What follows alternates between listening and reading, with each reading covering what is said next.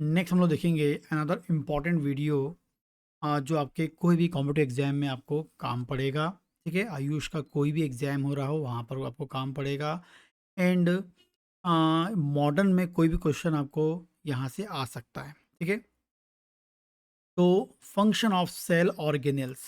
ठीक है, इस सेल ऑर्गेनेल्स क्या होते हैं तो समझने से पहले आपको पता होना चाहिए कि हमारी बॉडी पूरी सेल से, बहुत सारी सेल आपस में जुड़ती हैं, टिश्यू टिश्यू से मसल्स, ऑर्गन, ठीक है, सिस्टम एंड पूरी बॉडी हमारी बनती है।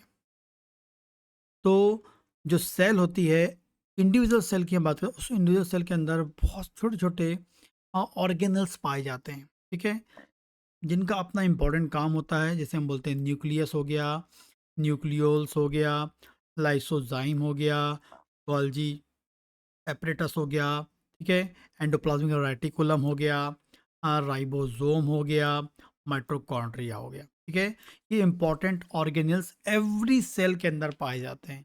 इनको ही ऑर्गेनल्स बोलते हैं, सेल ऑर्गेनल्स बोलते हैं। और ये बहुत ही इंपॉर्टेंट होते हैं उस सेल के लिए। उस सेल में यदि ये ऑर्गेनल्स प्रॉपर फंक्शन करते हैं तो सेल हेल्दी होती है, और सेल हेल्दी होती है तो हमारा टिश्यू हेल्दी होता है, और टिश्यू हेल्दी होता है तो ऑर्गन हेल्दी होता है, ऑर्गन हेल्दी होता है तो सिस्टम हेल्दी होता है, और सिस्टम हेल्दी होता है हमारी बॉडी हेल्दी होती है। तो मतलब ये की जो फंक्शनिंग है सेल ऑर्गन उस पर डिपेंड करती है हमारी बॉडी। तो जो न्यूक्लियस हमारे सेल के अंदर, तो उसका नाम क्या होता है, हम बोलेंगे contains chromosomal material of, chromosomal material. Nucleus क्या है, ये क्या है, उसके अंदर क्रोमोसोमल मटेरियल होता है जो सेल डिवीजन के लिए, मतलब एक से दो, दो से तीन सेल बनाने के लिए, यदि आपको चोट लग गई तो वहाँ का टिश्यू और सेल डैमेज हो जाएगी, फिर वहाँ नई सेल पैदा करना है। तो जो आजू बाजू वाली जो सेल्स होती हैं, उस सेल के न्यूक्लियस में जो क्रोमोसोमल मटेरियल है वो क्या करेगा, सेल डिवीजन करने के लिए रिस्पॉन्सिबल होगा, नई सेल फॉर्म करेगा और वहाँ पर हीलिंग कराएगा। ठीक है, तो इस तरीके से आपके एवरी सेल के अंदर न्यूक्लियस होता है। न्यूक्लियस के अंदर क्या होता है, क्रोमोसोमल मटेरियल होता है। क्रोमोसोमल मटेरियल क्या करता है, सेल डिवीजन। न्यूक्लियस के अंदर क्रोमोसोमल मटेरियल है, वो क्या करता है, सेल डिवीजन करता है। आगे बात करते हैं, न्यूक्लियोल्स की हम बात करते हैं। Involve N RNA and ribosome production. जो न्यूक्लियोल्स होते हैं उनका काम होता है आरएनए को बनाना, and DNA, RNA and ribosomes के फॉर्मेशन के लिए, राइबोसोम एंड आरएनए को बनाने के लिए, सेल के अंदर आरएनए को बनाने के लिए, एंड जो नई सेल बन रही है उसके अंदर आरएनए के फॉर्मेशन के लिए, राइबोसोम के फॉर्मेशन के लिए रिस्पॉन्सिबल होती हैं। ठीक है, आगे बात करते हैं, लाइसोसोम का काम होता है डिग्रेडेशन ऑफ मैक्रोमोलिक्यूल्स।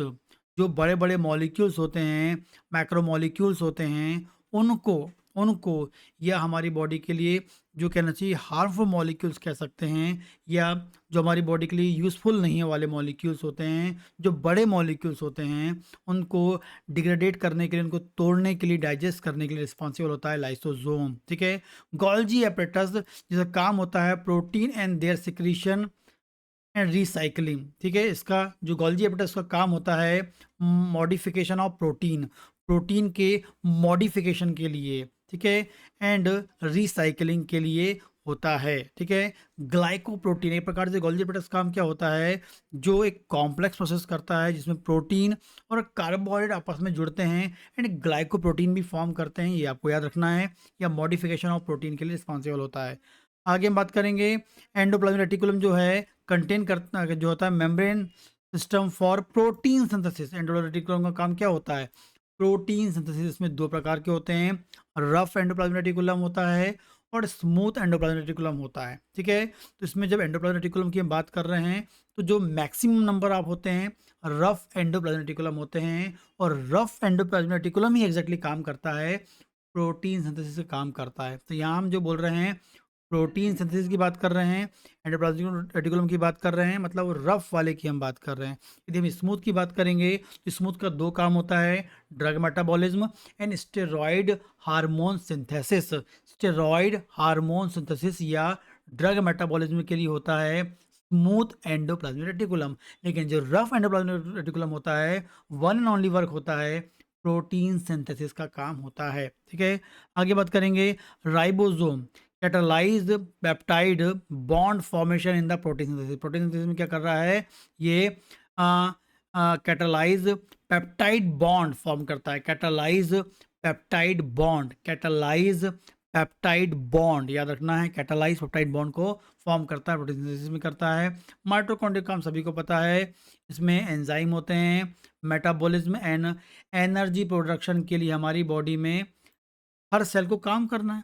सेल्स को काम करने के लिए क्या चाहिए होता है? एनर्जी। तो उस सेल के लिए, हर इंडिविजुअल सेल के लिए, हर इंडिविजुअल सेल के अंदर माइटोकॉन्ड्रिया होता है, और हर इंडिविजुअल सेल्स को काम करने के लिए उसमें जो माइटोकॉन्ड्रिया होता है वह एनर्जी बनाता है, एटीपी फॉर्म करता है, और कुछ इंपॉर्टेंट टाइप की मेटाबॉलिक प्रोसेस करने के बाद, मतलब इसमें एंजाइम्स होते हैं, मेटाबॉलिक प्रोसेस होती है, और फिर एटीपी फॉर्म होती है। तो वो जो माइटोकॉन्ड्रिया है उस सेल का सबसे इम्पॉर्टेंट ऑर्गेनल होता है, क्योंकि माइटोकॉन्ड्रिया होगा, एनर्जी बनेगी, तो सेल कि जो दूसरे ऑर्गेनल से वो काम कर पाएंगे, क्योंकि वो एनर्जी भी डिपेंडेंट होते हैं, और एनर्जी कहाँ से बनती है? माइटोकॉन्ड्रिया से बनती है। तो इसलिए आपको ये इम्पोर्टेंटली पता होना चाहिए, और ये एग्जाम में आपके कई बार आता है। यदि आप BHMS फर्स्ट ईयर के स्टूडेंट हैं तो आप मटर Medica and organelle of medicine join कर सकते हैं। फर्स्ट ईयर का बच्चा, जिसके लिए आपको मेरे ऐप को इंस्टॉल करना पड़े, इसका नाम डॉक्टर भावेश सर क्लासेस, इसकी लिंक डिस्क्रिप्शन में दी है। सेकंड ईयर के लिए पैथोलॉजी ज्वाइन कर सकते हैं, थर्ड ईयर में गायनेकोलॉजी ज्वाइन कर सकते हैं, एंड 12 टिश्यू रेमेडी का कोर्स है क्लिनिकल पर्पस से, वो भी आप ज्वाइन कर सकते हैं।